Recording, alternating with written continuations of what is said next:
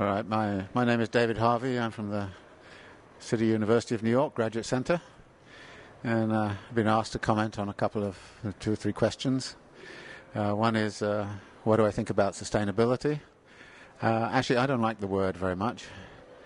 The reason is that nobody, as far as I know, is in favor of unsustainability, and so sustainability tends to mean almost anything you want it to mean. And I think we should be rather more specific than that. And the other problem is that sustainability sometimes sounds a bit too passive and static. And I think throughout history we've transformed our relation to nature, sometimes in good ways, sometimes in bad ways. And I think that the question for us is how we're going to transform our relation to nature in the future. So I would rather think about a transformative politics in terms of our relation to nature, but you can't transform that relation without also transforming social relations between each other. So for me, the social project is one of overall social transformation, including a transformation in our relation to nature. So that's what I would rather talk about than talk about how to define sustainability, which in the end seems to me to be undefinable unless you put it up against the idea of who we want to be, what we want our relations to nature to be, and what we want our social relations to be about.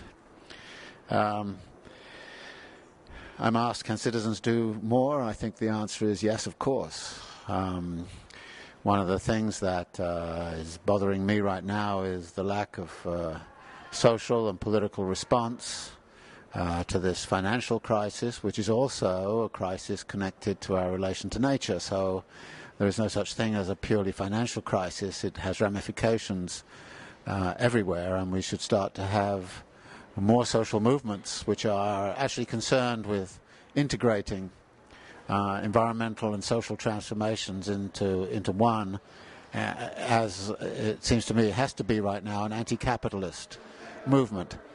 Not anti-capitalist in the sense that we just don't like capitalism, but to recognize that capitalism itself, in terms of its dynamics of development right now, is threatening to us politically, socially, and environmentally.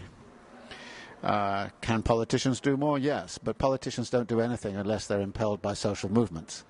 So this is where the social movements become absolutely critical to push the politicians to do much more. I mean, while I'm all in favor, for example, of Obama getting elected in the United States, I don't believe he's going to do anything unless there are very strong social movements that are going to push him to do some very, very progressive things. How can sustainability be communicated? Well, I think that most people would want sustainable lives, and that's what I mean by sustainability means everything to everybody.